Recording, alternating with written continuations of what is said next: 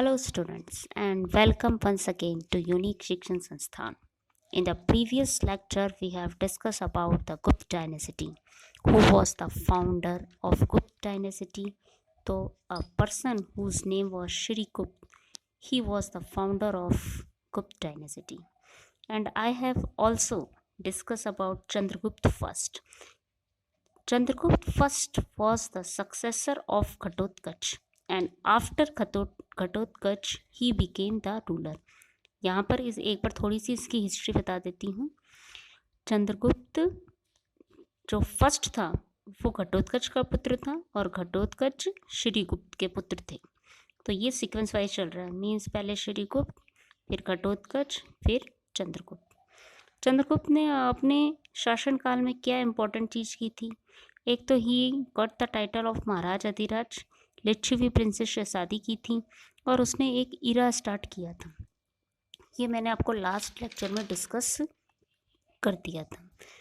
तो we all know that we are reading Gupta dynasty and today's our topic is Samudragupta. आज हम समुद्रगुप्त के बारे में पढ़ेंगे।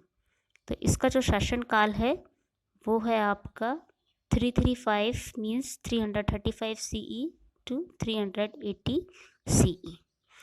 अब समुद्रगुप्त किसका सक्सेसर था? चंद्रगुप्त फर्स्ट का। फिर इसकी नीतियाँ क्या थी? बिलीव्ड इन इम्पेरियलिज्म, मतलब ज़्यादा से ज़्यादा राज्यों पर कब्जा करना। फिर नेक्स्ट पॉइंट है इसका, इसके एक कोर्ट में, कोर्ट मतलब होता है यहाँ पर राज दरबार। इसके राज दरबार में एक हरिसेन नाम का पोएट था जो कि बहुत ही फेमस था। He described about his victorious military expedition in his record in Allahabad परहस्ती।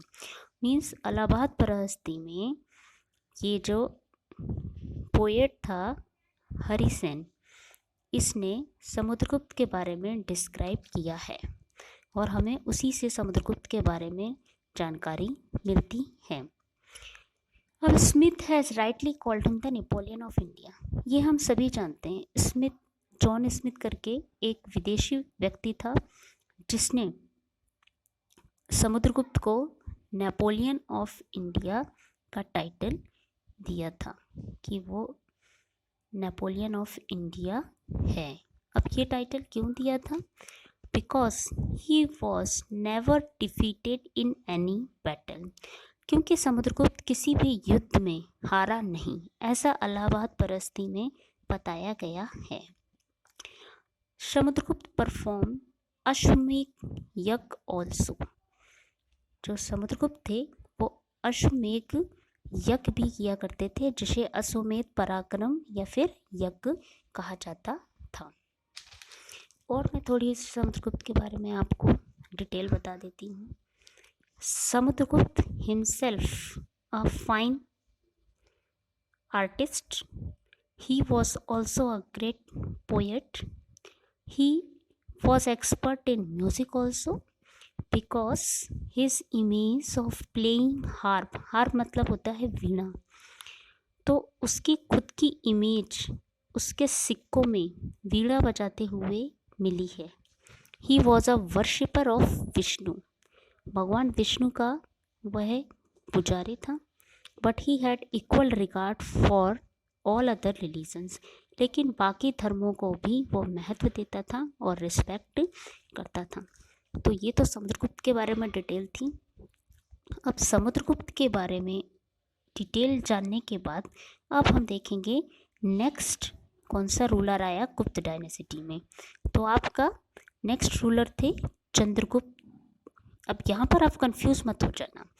Chandragupta जो हमने मौर्य डायनेसिटी पढ़ी थी उसमें चंद्रगुप्त मौर्य लिखा जाता है, और चंद्रगुप्त फर्स्ट अगर लिखेंगे तो ये गुप्त डायनेसिटी का है, और चंद्रगुप्त सेकंड लिखेंगे तो भी गुप्त डायनेसिटी से है, मौर्य डायनेसिटी के ये नहीं है। अब आप देखेंगे इसका शासनकाल कब से कब तक था। तो इसका जो राइन पीरियड था वो था 380 CE से 412। अब ये किसके सक्सेसर थी? तो Chandragupta was second was the son and successor of Samudragupta. ये रहा, ये देखिए, ठीक है। He was also called Devraj और देवगुप्त। इसको देवराज और देवगुप्त के भी नाम से जानते थे। किसको? चंद्रगुप्त सेकंड को। He expanded his empire through marriage alliances and victories. इसने अपने एम्पायर को कैसे बढ़ाया? शादी करके, संधि करके और युद्ध करके। He got his daughter Prabhavati married to Vakataka king Rudrasena. इसने अपनी बेटी की शादी, प्रभावती की शादी वत्ताक के राजा रुद्रसेन से करवाई। और वत्ताक के राजा रुद्रसेन थे, उसकी मृत्यु के बाद चंद्रगुप्त सेकंड का इनडायरेक्टली वत्ताक जो किंगडम था उस पर रूल हो गया, उस पर वो शासन करने लगा। Indirectly, not directly but indirectly. Chandragupta second also occupied western Malwa and Gujarat और मालवा पे भी इसने कब्जा कर रखा था। After gaining victory on sacks he got title. जब इसने शाक्स पर विजय प्राप्त की तो इसने एक टाइटल लिया था और वो टाइटल था विक्रमादित्य। तो ये तो हमने इंफॉर्मेशन दे दी आपको चंद्रगुप्त सेकंड के बारे में। अब चंद्रगुप्त सेकंड के बाद नेक्स्ट गुप्त डायनेसिटी में कौन सा पर्सन आया? तो नेक्स्ट पर्सन था आपका कुमार गुप्त महेंद्र आदित्य। और इसका शासन काल क्या था? राइन पीरियड था इसका 414 CE से 455 CE। अब इसकी डिटेल देख लेते हैं। ये किसका सक्सेसर था? सक्सेसर मतलब उत्तराधिकारी होता है। तो he was son and successor of Chandragupta second. Main जो इसने अचीव किया था, इसकी जो अचीवमेंट थी कुमारगुप्त महेंद्र आदित्य की, वो थी कि he was founder of Nalanda university. Nalanda university अपने देश की सबसे पहले यूनिवर्सिटी थी और आज भी ये विद्यमान है। उस समय विदेशों से यहाँ पर लोग शिक्षा ग्रहण करने आते थे, तो ये इसकी एक बहुत ही बड़ी अचीवमेंट थी। बाकी ये भी अपने शासनकाल में अपने राष्ट्र की सीमा बढ़ाता रहा। इसका जो सीमाएं थी ये लगभग सौराष्ट्र टू बंगाल तक ये इसने बढ़ा दी थी। अब आफ्टर कुमार गुप्त नेक्स्ट हमारे जो गुप्त डायनेसिटी के रूलर आते हैं वो हैं आपके स्कंद गुप्त। स्कंद गुप्त का राइन पीरियड देखिए 455 से 467 CE, ये इनका पीरियड था। अब इनके बारे में और इन्होंने क्या अचीव किया ये देख लेते हैं। फर्स्ट पॉइंट तो अपना वही आ जाएगा same, successor and son of Kumar गुप्त महेंद्र आदित्य, तो ये आपको याद रखना है। फिर मेन जो इन्होंने अचीव किया था वो था ही रीनोवेटेड मतलब होता है किसी चीज़ को पुनर्निर्माण करना। तो he renovated the Sudarshan lake.